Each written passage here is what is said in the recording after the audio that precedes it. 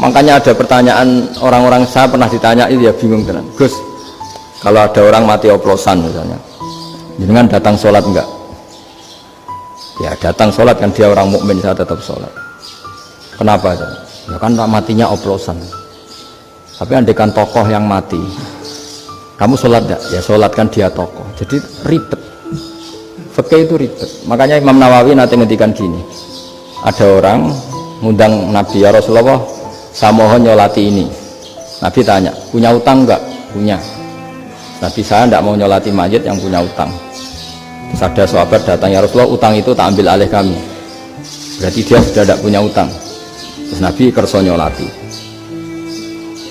Pertanyaannya, utang itu hal yang boleh. Saya ulangi, utang itu hal yang boleh. Tapi kenapa Nabi se-ekstrim itu? Tapi ketika Nabi mau kondur itu ngendikan gini, ini PR ya bagi UMM, ini PR ya. Nabi sebelum kondur bilang gini, sallu ala sahibikum. Cung, saya tidak nyolati ini, tapi tolong ini disolati.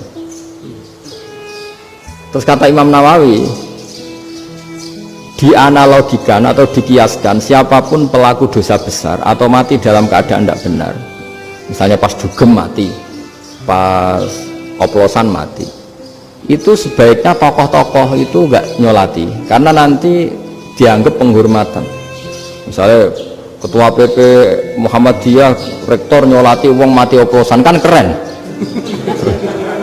Mati oplosan disolati rektor. Ya sudah, tapi kalau nggak disolati nanti ada tradisi yang keliru, yaitu janazatul muslim tidak ngalami disolati, padahal siapapun yang muslim janazahnya harus disolati. Makanya setengah-tengah ya rasa rektor lampu satpam semuanya kudu tetap ada yang sholat gitu. Itu kata Imam Nawawi. Jadi ketika ada orang mati nggak benar, itu sebaiknya tokoh-tokohnya nggak ikut nyolati, tapi awamun nas, orang kebanyakan ikut sholat. Jadi fikih itu agak jelimet, karena tadi ketika tokoh ini nyolati, pertanyaannya bedanya apa mbek sing mati ning masjid mbek mati oplosan? Karena sama-sama semua orang nyolati, kan tidak ada sanksi sosial gitu. Tapi ketika nggak disolatkan sama sekali, wah lebih parah lagi, ini ada janazatul muslim tidak disolati. Sehingga kata Imam Nawawi, ini hebatnya Nabi tengah-tengah. Jadi Nabi kundur, dong saya tidak nyolati, tapi sallu ala sahibikum. Ya tapi ini kamu harus nyolati. Kata Imam Nawawi, orang yang mati bunuh diri, orang yang mati oplosan, orang mati secara nggak benar itu asal dia muslim tetap wajib disolati, karena sholat ini hakul muslim. Kan buat seorang muslim diantara haknya apa? Ketika mati dikafani, dimandikan, disolat. Tapi ini masalahnya matinya pas murtakibul kabiroh, pas melakukan dosa besar, dan itu sebab kematiannya. Kalau dia oplosan kan sebab matinya karena oplosan, ya kan terus ribet. Mau disolati oleh, apalagi misalnya kita ketua ulama udah terkenal wali, wah keren, mati oplosan disolati wali, kan ribet kan. Nanti yang repot malaikatnya. Itu yang nggak kata baik. Saya pernah baca kitab tuh yang repot malaikatnya. Itu ada yang bilang gini, orang yang punya hutang itu pasti nanti hisabnya berat, diaudit malaikat sampai bisa nyaur hutangnya.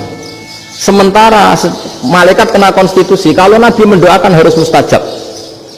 Ini kan ada dua hukum yang berlawanan. Sekali Nabi berdoa, wa maghfir lahu warhamhu, itu harus dituruti malaikat. Nggak boleh doanya Nabi nggak dituruti malaikat. Sementara aturan Islam juga harus dituruti, bahwa orang yang punya hutang harus tersandra oleh hutangnya. Tapi nasi dunia Pak Haris kan, nggak TNO, nggak ngefek gitu. Jadi misalnya Pak Haris mau sampai nangis semua maghfir lahu, nggak ngefek. Malaikat nggak itu, nggak sudah Ustaz. Tapi kalau Nabi yang berdoa kan harus dituruti, ini masalahnya kan itu. Nah kalau diturutin berarti hutangnya harus bebas, padahal secara aturan harus tersandra karena punya hutang. Nah, nanti sama kalau yang mati oplosan ini yang doain wali, kok wali sampai Allah maghfir lahu, doanya wali kan harus terkabul. Sementara secara hukum dia harus kena sanksi karena oplosan tadi. Daripada repot malaikat, sudahlah wali-wali ini tidak usah ikut nyolatin, yang nyolati ya orang-orang nggak jelas ini, sehingga kan Malaikat kan santai aja kalau mau nyiksa. Loh tapi kan sudah didoain, gak ngefek. Doanya orang-orang gak penting. Itu ada tuh di sarah Muslim itu. Di sarah Muslim di bab ketika Nabi ngetikan babu qauli Rasulullah sallallahu alaihi wasallam sallu ala sahibikum. Jadi belajar fikih itu asik ya. Karena tadi harus dipelajari. Kalau enggak, ilmu ini hilang. Terus nanti takutnya lagi ilmu fikih itu direduksi sosial. Terus misalnya gini, pepe wong cilik wae kiai-kiai ra gelem nyolati. Orang melihatnya ini karena yang oplosan wong cilik om larat ra disolati. Jajal bupati ya disolati, mergo amplopnya gede-gede kan terus ruwet kalau dianalisis itu kan ruwet. Makanya kenapa saya harus ngomong fikih supaya semuanya itu ya didudukkan urusan sosial itu.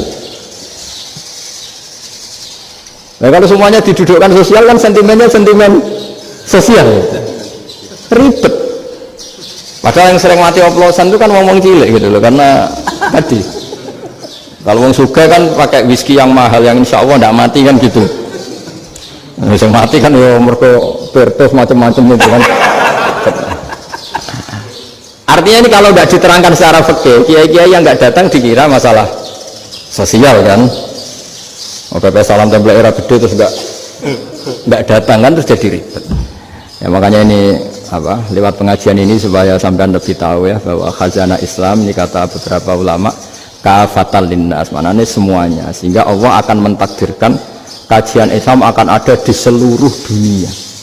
Jadi kenapa IAIN marak di Indonesia, UMM, Universitas NU banyak, karena agama ini kafatal linnas, tidak miliknya orang Arab tapi milik semua. Orang alimnya juga gitu. Ketika ada liga alim seluruh dunia, itu orang Indonesia, orang Afrika, ya selalu ada orang alim yang kelas dunia. Seperti dulu ada Imam Bukhari, itu as-sakhul kutub ba'da kitabillah. Kitab terbaik setelah Quran itu Bukhari. Padahal dikarang oleh orang Uzbek. Kata siapa? Islam As-Sofyan, orang Arab ngakui kalau kitab paling sahih itu Bukhari. Mekah Madinah pun ngakui kalau kitab paling sahih Bukhari. Padahal pengarangnya ada orang Arab. Orang mana? Uzbek. Imam Ghazali yang diakui seluruh dunia itu Atus itu ikut Persia, juga bukan orang Arab. Sibawayh itu orang Persia.